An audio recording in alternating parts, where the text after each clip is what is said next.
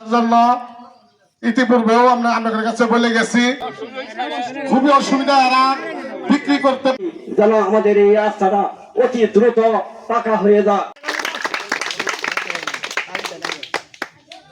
লক্ষ্যে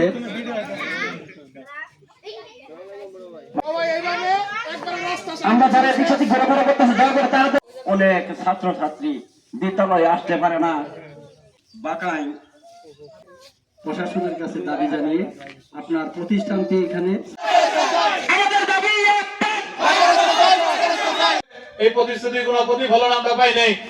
আমাদের এলাকার স্কুল আপনারা জানেন, আমাদের সামনে রয়েছে একটা প্রাইমারি স্কুল, নামাজ পড়তে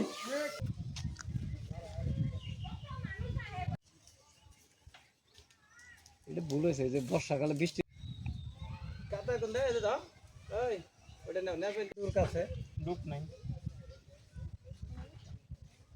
কোন জন্য কারণে আমরা বন্যার পানি এলে মনে হলে আস্তে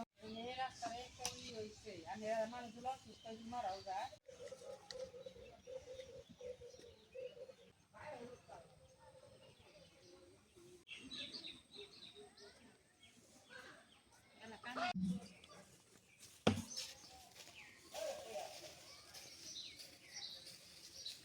সিহাটা ফজলু সচিবের বাড়ির পাশ থেকে বাঁকাই আব্দুল্লাহ সচিবের বাড়ির সামান পর্যন্ত একটি লিং রোড 1 কিলো একটি লিং রোড বিগত 17 বছরে উনি গত সরকার যে পালিয়ে গেছেন, উনি শুধু দেখানোর জন্য কিছু রাস্তাঘাট করেছেন।